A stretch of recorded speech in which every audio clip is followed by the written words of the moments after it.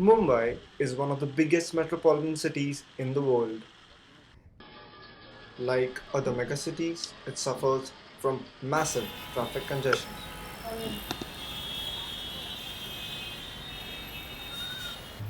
Traffic congestion in Mumbai is caused by various factors, primary being geographical. Mumbai's location prevents construction and expansion of roads, while other cities benefit from the construction of new high volume ring roads. Such a solution is not feasible for Mumbai. The city has 2,000 kilometers of roadways compared to 28,000 kilometers available to India's capital, Delhi.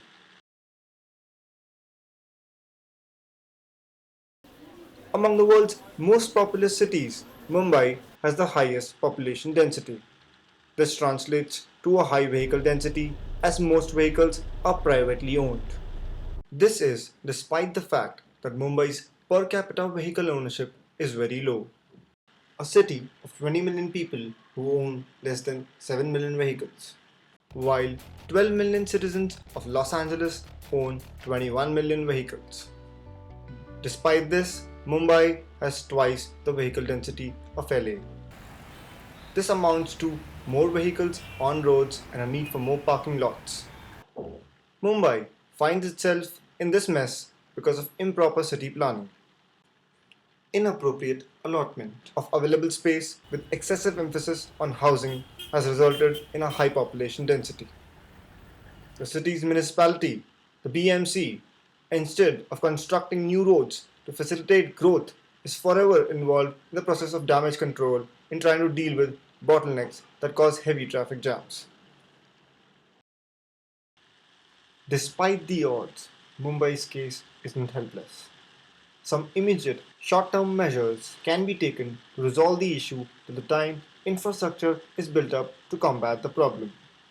Although people in Mumbai follow lane driving much more than any other city in India, vast improvements are still possible.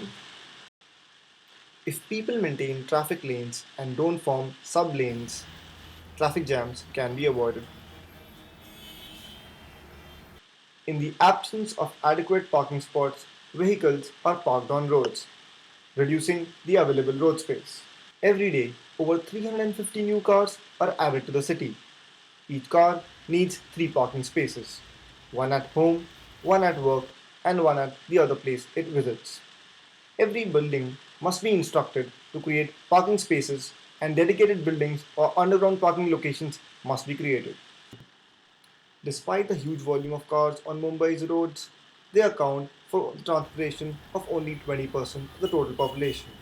The rest 80% rely on mass transport, that is, the locals and buses. Using personal transport in a city like Mumbai that has limited real estate is a highly inefficient way of moving about. A lot of Mumbaikars travel by the locals despite the huge rush during peak hours. Hardly any coaches or AC in a tropical city, and all of them are loaded 3 times over their maximum capacity during peak hours.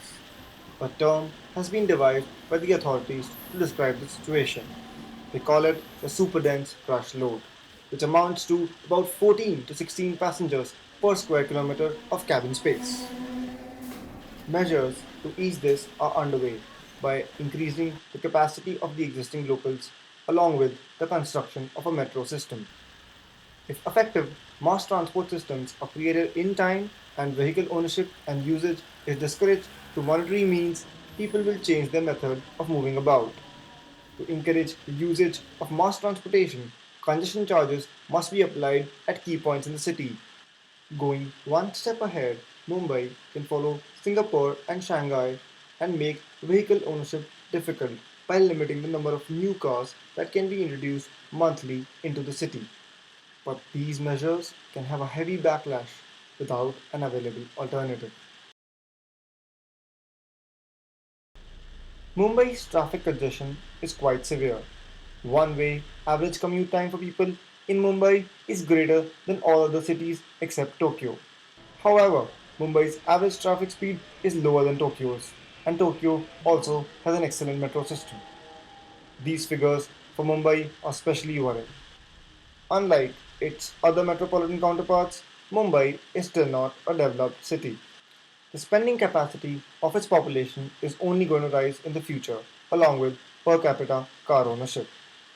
Moreover, the growth of new high rise residential towers will further increase the population density. Mumbai's problems are bad and they are only going to get worse unless some definite steps are taken.